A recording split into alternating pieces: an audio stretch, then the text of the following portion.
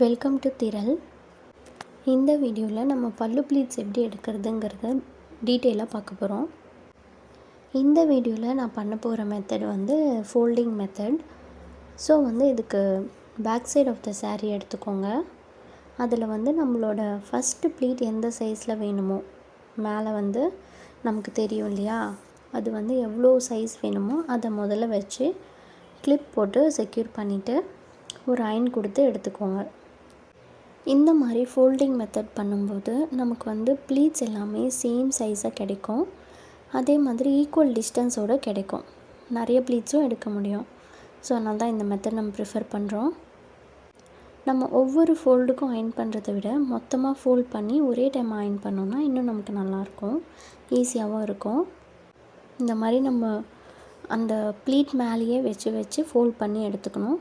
நமக்கு நிறைய ப்ளீட்ஸ் வேணும் அப்படின்னா நிறைய ஃபோல்ட் பண்ணிக்கலாம். இதில் நான் மீடியமாக தான் ப்ளீட்ஸ் வச்சுருக்கேன். ஸோ இன்னொரு ஃபோல்டு பண்ணிக்கலாம். இந்த ஃபோல்டு கம்ப்ளீட் பண்ண பிறகு நம்ம அயன் கொடுக்க போகிறோம். அதுக்கு முன்னாடி நமக்கு ரெண்டு பக்கமும் ஈக்குவலாக இருக்கா, நம்ம ஃபோல்ட் பண்ணது கரெக்டாக இருக்கான்னு ஒரு வாட்டி செக் பண்ணிக்கோங்க. அதே மாதிரி அயன் பண்ணுறதுக்கு முன்னாடி ஒரு வாட்டி நீங்கள் டேபிள் மேலே ஒரு அயன் கொடுத்துக்கோங்க. எக்ஸஸாக ஹீட் இருந்தாலும் அது டேபிளில் போய்டும். நம்ம சாரீக்கு எந்த டேமேஜும் ஆகாது. இந்த மாதிரி ஒரு அயன் கொடுத்து எடுத்துக்கோங்க.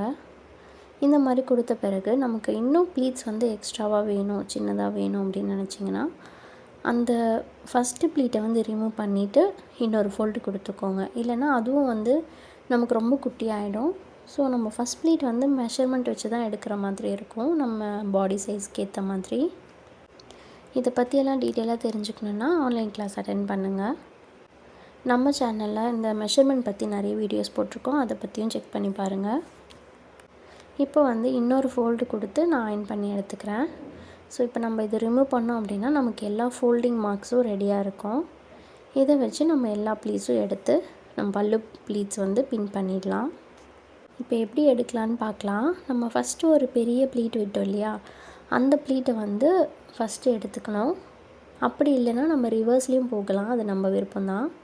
இது நான் ரொம்ப குட்டியாக வச்சுருக்கிறதுனால ஒரு மார்க் விட்டு இன்னொரு மார்க்கில் நான் ஃபோல்டு எடுத்துக்கிறேன். அப்படி இல்லை அப்படின்னா நம்ம ஃபஸ்ட்டு பண்ணோம் இல்லையா, கடைசியாக பண்ண ஃபோல்டிங் விட்டுட்டு அந்த ஃபோல்டிங்கோட மார்க்ஸ் எல்லாத்தையும் அப்படியே எடுத்தோன்னா நமக்கு இந்த மாதிரி வந்துடும். இந்த ப்ளீட்ஸ் எல்லாமே பின் பண்ணுறதுக்கு முன்னாடி ஒரு வாட்டி எல்லாத்தையும் அரேஞ்ச் பண்ணிக்கோங்க. ஏன்னா எப்படியும் நமக்கு கொஞ்சம் முன்ன பின்ன மாறி இருக்கும். ஸோ நம்ம எல்லாத்தையும் அரேஞ்ச் பண்ணி எடுத்துக்கிட்டு பின் பண்ணிக்கோங்க.